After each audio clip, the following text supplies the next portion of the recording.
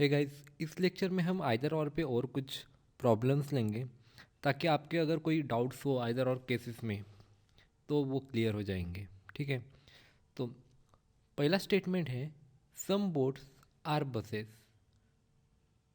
सो ये हुए बोट्स और ये हुए बसेस। ठीक है, सेकंड स्टेटमेंट कहता है all trains are buses. All trains are buses मतलब सभी ट्रेन्स बस है। ये हुआ ट्रेन। ठीक है, अभी देखते हैं कंक्लूज़न। पहला कंक्लूज़न क्या कहता है, no boat is train. No है इसका मतलब ये हुआ निगेटिव स्टेटमेंट, और निगेटिव स्टेटमेंट रहा तो हमें क्या करना पड़ता है, पॉसिबिलिटी को देखना पड़ता है। ठीक है, so no boat is train ये बोल रहा है कि बोट और ट्रेन के बीच में कोई रिलेशन नहीं है।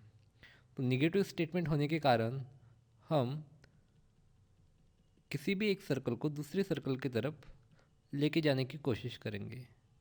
ठीक है, तो अगर लेके जाते हैं हम तो ये दोनों अटैच हो जाते हैं, राइट, इंटरसेक्ट हो जाते हैं एक दूसरे को। इसका मतलब ये रॉन्ग है, बराबर है। Conclusion one does not follow. अभी देखते हैं कंक्लूजन टू।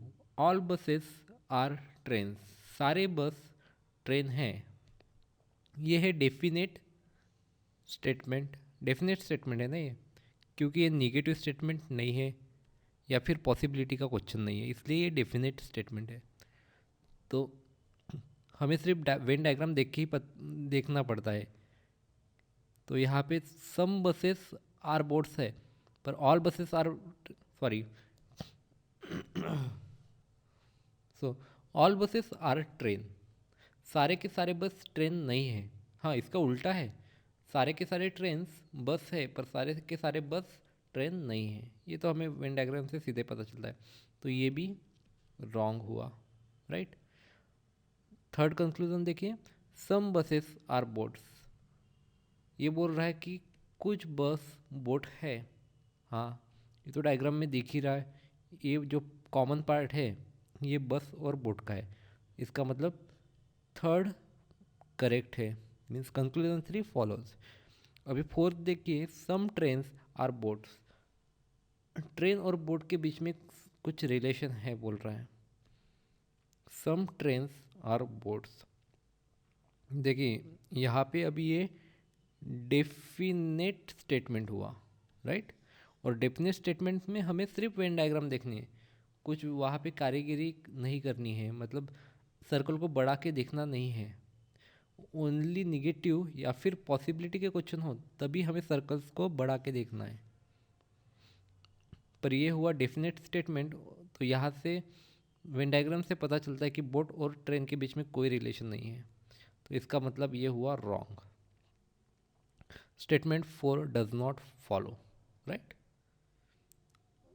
अभी देखिए स्टेटमेंट वन, कंक्लूजन वन और कंक्लूजन फोर, इनमें सब्जेक्ट और प्रेडिकेट, सब्जेक्ट और प्रेडिकेट सेम है। अभी इसमें पहले में सब्जेक्ट बोट है तो दूसरे में ट्रेन है, बट देखिए सब्जेक्ट और प्रेडिकेट इधर से उधर हो गए, मतलब इसका सब्जेक्ट इसका प्रेडिकेट बन गया तो चलेगा, और इसका प्रेडिकेट इसका सब्जेक्ट भी बन गया तो चलेगा।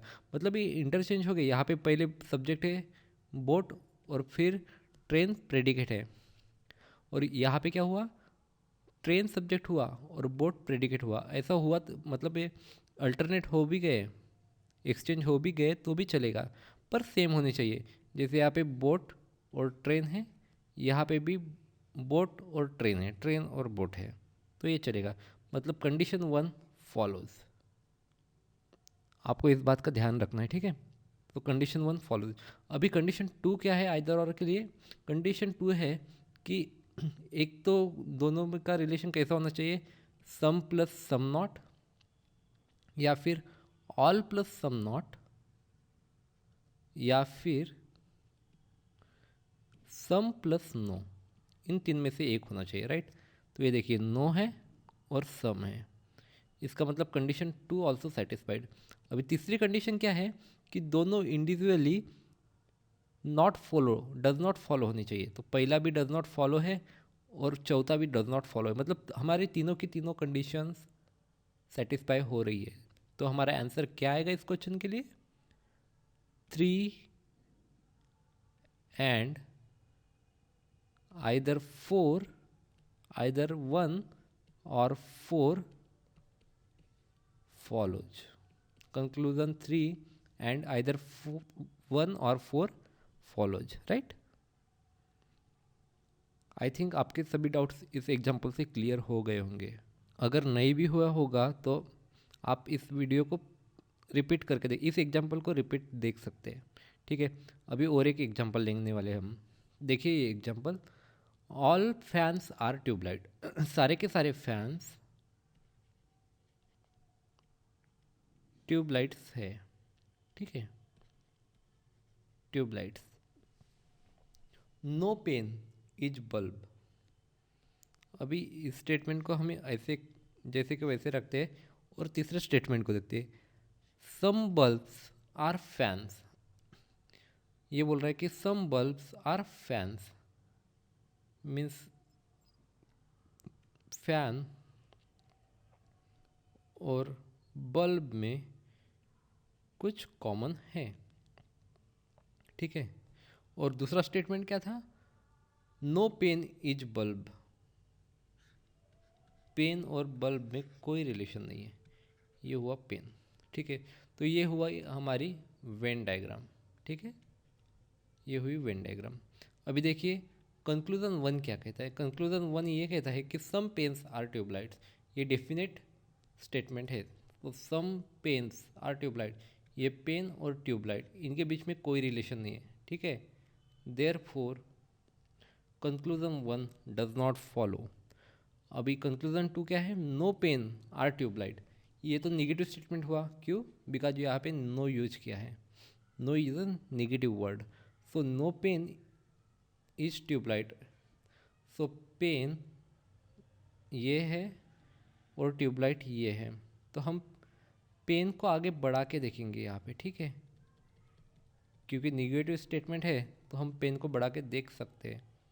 तो अगर बढ़ाते हैं तो ये ट्यूबलाइट को आराम से टच कर रहा है, ठीक है, क्योंकि क्योंकि हमारे किसी भी स्टेटमेंट को हार्म नहीं हो रही है, तो फिर ये ठीक रहेगा। सो इससे ये पता चलता है कि कंक्लूजन 2 ऑल्सो इनकरेक्ट और does not follow, right. Third conclusion देखते हैं। सम ट्यूबलाइट्स आर फैन। ये बोल रहा है कि कुछ ट्यूबलाइट फैन है। हाँ, यहाँ पे तो दिख ही रहा है, ये जो सब पार्ट है फैन का ये ट्यूबलाइट के अंदर ही है। So conclusion 3 is correct, it does follow. अभी देखते हैं फाइनल वन। फोर्थ कंक्लूजन क्या कहता है? All tubelights are fan. सारे के सारे ट्यूबलाइट्स फैन हैं। सो ये है ट्यूबलाइट और ये है फैन। ये तो गलत हो गया, सारे के सारे फैन ट्यूबलाइट है पर सारे के सारे ट्यूबलाइट फैन नहीं है, राइट। क्योंकि ये जो पार्ट है ट्यूबलाइट का ये फैन के अंदर आता ही नहीं है। सो ये हुआ रॉन्ग, बराबर। तो यहाँ पे कुछ आइदर और की केस लग सकती है क्या? ये पेन है और ये ट्यूबलाइट है, ये पेन है और ये ट्यूबलाइट है, राइट। तो पहली कंडीशन हमारी सेटिस्फाई हो गई कि दोनों के सब्जेक्ट और प्रेडिकेट सेम हैं। सब्जेक्ट और प्रेडिकेट इंटरचेंज हो सकते हैं, जैसे यहाँ पे ये सब्जेक्ट है तो दूसरे स्टेटमेंट में ये पेन प्रेडिकेट रह सकता है, इससे कोई प्रॉब्लम नहीं रहेगी। पर यहाँ पे हमारे दोनों भी सेम हैं। सो कंडीशन 1 सेटिस्फाइड हो गई। कंडीशन 2 क्या है? सम प्लस सम नॉट, या फिर ऑल प्लस सम नॉट, या फिर सम प्लस नो। सो सम प्लस नो वाली कंडीशन है यहाँ पे। तो हमारी कंडीशन 2 भी सेटिस्फाई हो गई। अभी थर्ड कंडीशन क्या है? वो दोनों के दोनों स्टेटमेंट जो है इंडिविजुअली इनकरेक्ट या फिर डज नॉट फॉलो के होने चाहिए। तो ये भी इनकरेक्ट है यानी डज नॉट फॉलो है, और ये भी डज नॉट फॉलो है। सो हमारी थर्ड कंडीशन भी सेटिस्फाई हो गई, मतलब यहाँ पे आइदर और का केस लगेगी। सो हमारा आंसर क्या आएगा? Conclusion 3 follows also either conclusion 1 और कंक्लूजन 2 फॉलोज, राइट। ये हमारा आंसर होगा। आई थिंक अभी आपके आइदर और के सारे डाउट्स क्लियर हो गए हैं। सो आप और भी एग्जाम्पल लेके इन पे प्रैक्टिस कर सकते हैं। इसके बाद हम सिलोजिज्म के लिए 2-3 प्रैक्टिस सेट लेके आएंगे, वहाँ पे और भी एग्जाम्पल्स दिए होंगे, ठीक है।